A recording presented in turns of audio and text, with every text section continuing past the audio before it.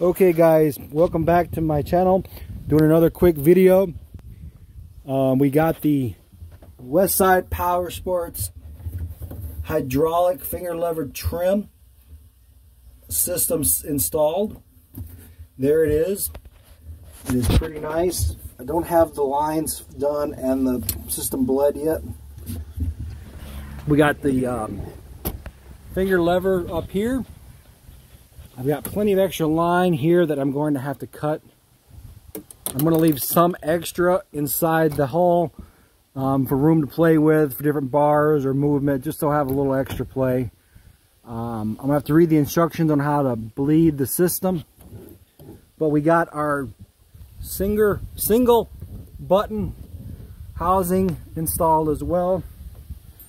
Here's the double one or the triple one with the start and the two VTS buttons we removed.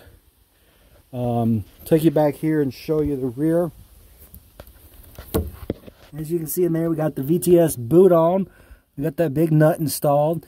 Got the rod, and I can, because you can see the flex in the.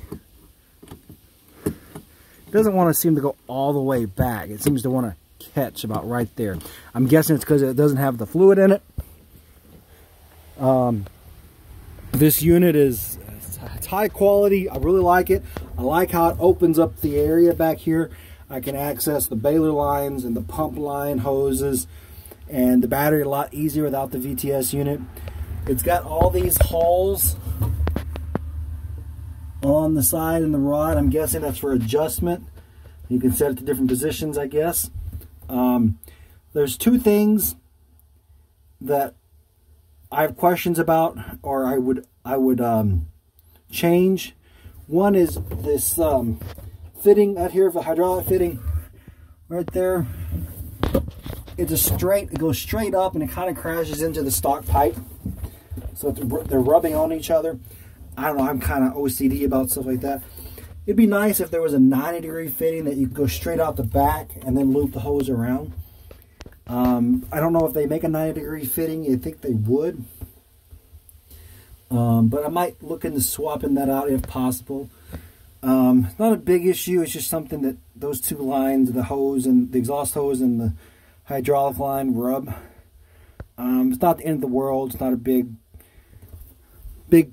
thing to worry about, but the other issues, like I said, it's got all these all these extra holes.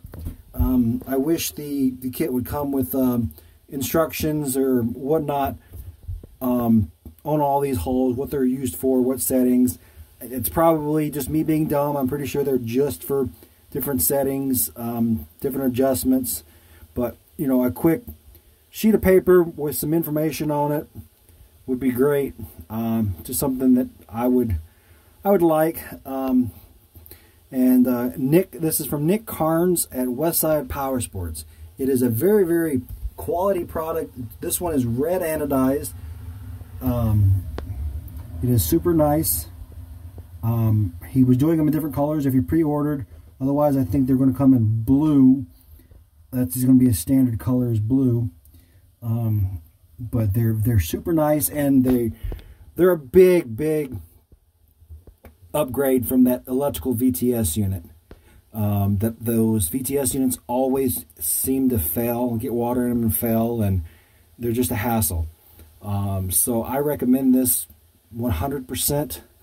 And I'm very, very happy that Nick Cairns at Westside Powersports is providing such a great product.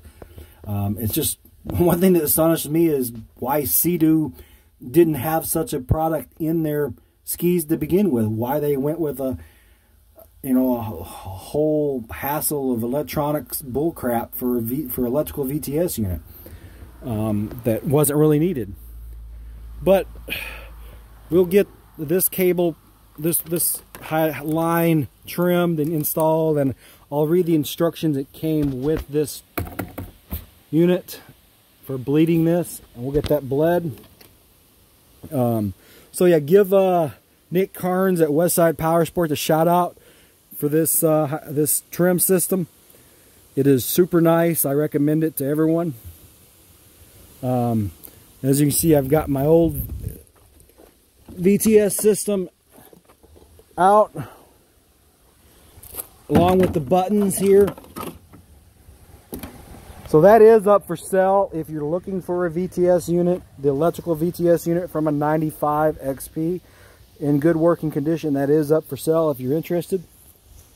For the whole unit with the buttons, I know I'd like to get, I don't know, 250 bucks and everything. If you don't need the buttons or don't need the motor, if you just want the VTS housing itself, hit me up.